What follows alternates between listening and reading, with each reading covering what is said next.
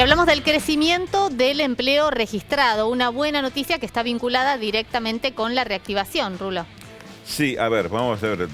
Vamos a desglosarlo. Vamos a verlo un poquito, porque son cifras de agosto que marcan que con respecto a agosto del año anterior hay 326.000 empleos más registrados. Sí. Es decir, algunos de ellos son empleos de salarios o personas en relación de dependencia, otros son monotributos o autónomos, Sí. Tanto el sector privado como el sector público, pero en conjunto son esos 326.000 puestos. ¿Por qué Bien. te digo? Tiene que ver a medias con la reactivación, porque estos datos indican que con respecto al primer trimestre del 2020, es decir, el trimestre previo a la pandemia, Sí. todavía estamos un 1% abajo. Claro. O sea, todavía no se alcanzó ese nivel. Vos viste, cuando hablamos de actividad económica o de actividad industrial, siempre decimos, ya superamos el nivel prepandemia, ya estamos superando algunos niveles del 2019. En este caso no. En este caso no. ¿Por qué? Viene con ciertos retrasos siempre en la recuperación, el empleo con respecto a la actividad económica. Es decir, hay actividad económica que se pone en marcha, se vuelve Aumenta el consumo, aumenta la producción, ahora es Sí, necesario que haya... no me agregues tantos datos porque hay algunos que Tengo un problema de ansiedad. Sí, ya veo.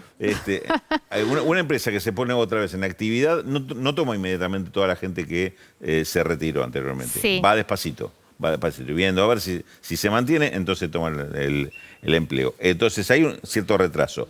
Hay un problema adicional, que en el medio de esto no es simplemente que vamos 6 meses o 9 meses detrás con el empleo con respecto a la actividad económica.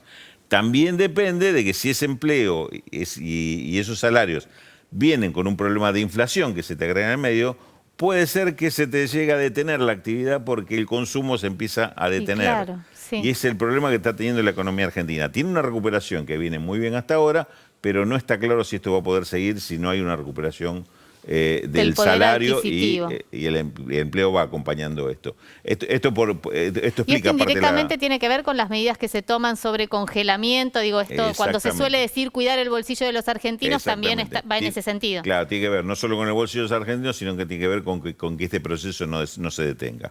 Entonces, estos datos corroboran eso. Es decir, ¿hay una recuperación del empleo? Sí. ¿Hay una mejora? Sí. ¿Al nivel de la recuperación económica, de la actividad? No.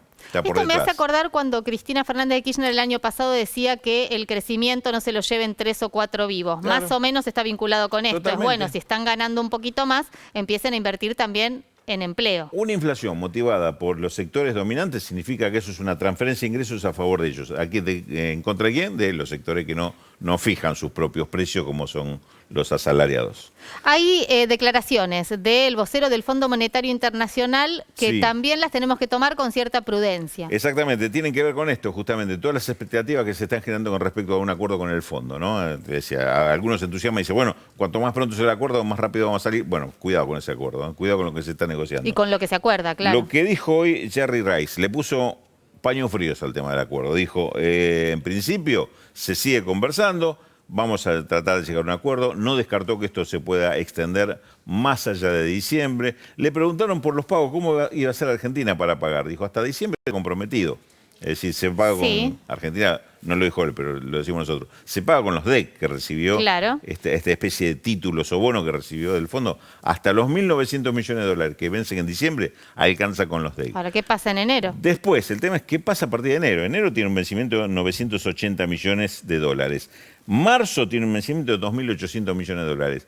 ¿Se puede pagar con reservas? Y yo te diría que no, va a ser muy delicado este tema. Entonces, le preguntaron hoy a Rice, que es el vocero del Fondo Monetario, ¿es posible que se establezca alguna cláusula de no default, es decir, que no se le declare el default? No pagar, pero que no se considere un default. Lo que se dice un waiver, un perdón para decir postergamos los pagos. Y él dijo, no hay ninguna posibilidad de eso. Sí, también es cierto que desde el gobierno, el propio presidente en su gira en Europa dijo que la Argentina no está en condiciones de afrontar los 19.000 millones de dólares que debería pagar en el 2022. Claro, que empiezan por estos vencimientos de enero-marzo. Justamente estos vencimientos tienen que ver con esos 19.000 millones de dólares. Es decir, ¿esto qué hace? ¿Apura un acuerdo?